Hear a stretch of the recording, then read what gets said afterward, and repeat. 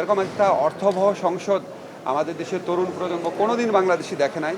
তো আমরা আশা করব এই সংসদটা সেরকম একটা অর্থবহ কার্যকরী সংসদে পরিণত হবে এবং বাংলাদেশের গণতন্ত্র এবং মানবাধিকার জনকল্যাণের পথে বাংলাদেশের যে যাত্রা সেটার পথে সবচেয়ে বড় এবং ইম্পর্টেন্ট প্রতিষ্ঠান হিসাবে সংসদ ফাংশন করতে পারবে। আমি আজকে যেটুকু দেখেছি সরকার বিরোধী দলের সম্পর্ক সবার পারফরমেন্স খুবই ভালো লেগেছে। আমি আশা করি এটা আপনাদের যে ধারণা বোধহয় ঠিক না। আজকে 133টাই উপস্থাপন করা হচ্ছে। বিএনপির পক্ষ থেকে যে অ্যাটিটিউড দেখানো হচ্ছে আমি সেটাতে সাধুবাদ জানাই। ওনারা বলেছেন ওনারা আমাদের অধিকাংশ অধ্যাদেশ গ্রহণ করবেন, কিছু অধ্যাদেশের ক্ষেত্রে হয়তো কিছু পরিবর্তন আনবেন সরকার বিরোধী দলের সাথে আলোচনা করার মাধ্যমে। এটা অত্যন্ত পজিটিভ একটা অ্যাপ্রোচ, কারণ আমাদের সব কিছু হুবহু গ্রহণ করবে এটা তো আমরা আশা করতে পারি না।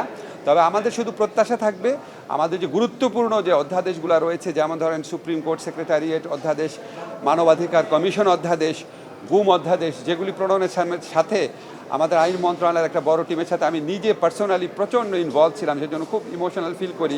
এই গুরুত্বপূর্ণ যে অধ্যাদেশগুলো আছে এটা বাংলাদেশে মানবাধিকার প্রতিষ্ঠার ক্ষেত্রে, মানবাধিকার লঙ্ঘন রোধ করার ক্ষেত্রে বিরাট ভূমিকা রাখতে পারে। এগুলির ক্ষেত্রে ওনারা যদি পরিবর্তন আনেন তাহলে যেন এই অধ্যাদেশ বা আইনটাকে আরও ভালো করার জন্য যেন পরিবর্তন আনে, মানে এই অধ্যাদেশগুলোকে খর্ব করা বা দুর্বল করার মতো পরিবর্তন যেন না হয়, এটা প্রত্যাশা করব।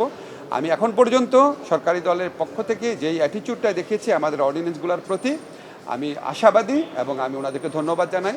আশা করব আমরা আগামী যে 30 দিন আছে 30 দিনের মধ্যে গুরুত্বপূর্ণ অধ্যাদেশগুলো এবং গ্রহণ করা হবে। আপনাকে একটা জিনিস জানিয়ে রাখি, 133টার মধ্যে 14টা 15টা আছে আপনার নাম পরিবর্তন সংক্রান্ত শুধু, তারপরে কিছু আছে আপনার রুটিন ফাংশনকে রেগুলারাইজ করার মতো, খুবই গুরুত্বপূর্ণ বা আলোচিত হতে পারে এবং সংসদের বেশ টাইম লাগবে চিন্তা ভাবনা করতে।